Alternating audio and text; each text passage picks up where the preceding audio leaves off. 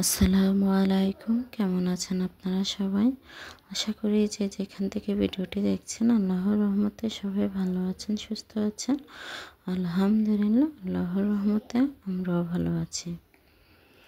আজকে আমি ফালুদা মিক্স দিয়ে ফালুদা বানাবো, এটি আপনাদের সাথে শেয়ার করব। তো সবাই আমার ভিডিওটি পাশেই থাকবেন। তাই তো মেয়েদের বাবা কিন্তু এখানে অল্প অল্প করে ফল নিয়ে আসলো ওদের জন্য। এখানে ডালিম, আপেল, আঙ্গুর, আম আর কলা নিয়ে আসলো। তাই তো এগুলো কিন্তু আমি এখন গুছিয়ে নিচ্ছি। গুছিয়ে তারপরে আমি ফালুদা বানিয়ে নেব।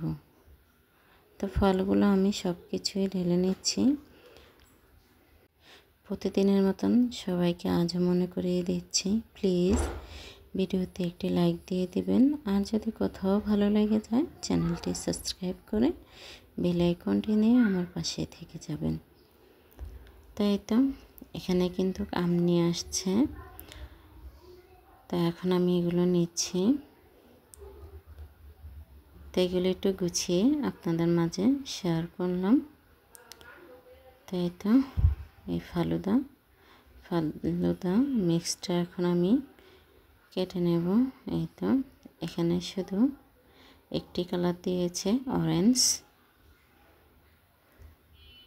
তো আমি অরেঞ্জ কালার দিয়ে আজকে ফালুদাটা বানিয়ে নেব। তো এতে দেখেন ভিতরে কি ছিল, এখানে সাবুদানা, নুডলস আর চিনি ছিল। তাই তো এগুলো কিন্তু বের করে নিয়েছি। এখন আমি আগে জেলিটা বানিয়ে নেব। তাই তো এখানে পরিমাণ মতন পানি দিয়েছি।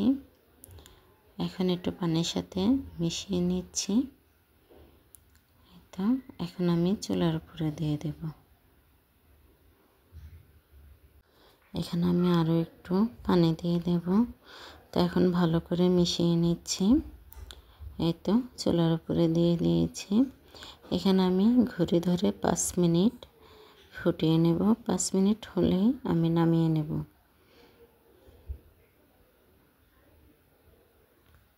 তাই তো প্লেটে ঢেলে নিয়েছি। এখন আমি ফ্যানের বাতাসে দেব, তাহলে কিন্তু খুব তাড়াতাড়ি জেলোটা হয়ে যাবে।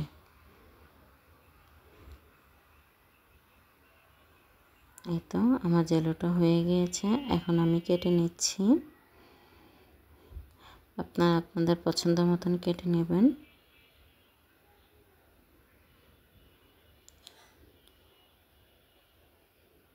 তাই তো সবগুলো আমি কেটে নিচ্ছি। ফালুদা বানানো খুবই ইজি, আপনারা একটু যদি খেয়াল করেন তাহলে আপনারাও ফালুদাটা বাসায় তৈরি করে নিতে পারবেন। তাই তো আমার কিন্তু কাটা হয়ে গিয়েছে। তো আমি অফ ক্যামেরাতে ফলগুলো কেটে নিয়েছি। এই তো সব কিছু আমার রেডি হয়ে গিয়েছে। আমি চুলাতে দুধ বসিয়ে দিয়েছি।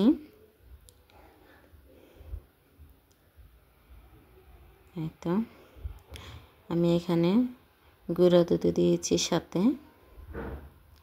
গুঁড়া দুধটা দিলে টেস্টটা অনেকটা বেড়ে যাবে, সেই জন্যই এখানে গুঁড়া দুধ দিয়েছি। এখন আমি দুধটা ভালো করে গরম করে নেব। এই তো এখানে যে মিক্সারগুলো ছিল, নুডলস, সাবুদানা আর চিনি, আমি সব কিছুই একসাথে দিয়ে দিয়েছি। তবে কি আমার সিদ্ধ হতে একটু টাইম লেগেছে, সাবুদানাটা সিদ্ধ হতে টাইম লেগেছে। চিনির সাথে দিয়ে দিলে একটু টাইম লাগে। তাই তো আমার কিন্তু হয়ে গিয়েছে। আমি একটি বড় বাটিতে নিয়েছি, পরে আবার একটি ছোট বাটিতে নিয়েছিলাম। পরে দেখি না, ছোট বাটিতে হচ্ছে না, দেখি অনেকটাই ছোট হয়ে গিয়েছে। তো সেই জন্য আবার আমি বাটিটা চেঞ্জ করে নেব।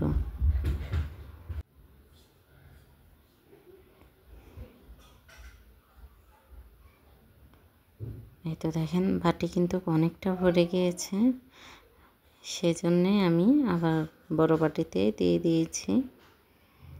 এখন আমি সব কিছু এখানে অল্প অল্প করে দিয়ে দিচ্ছি।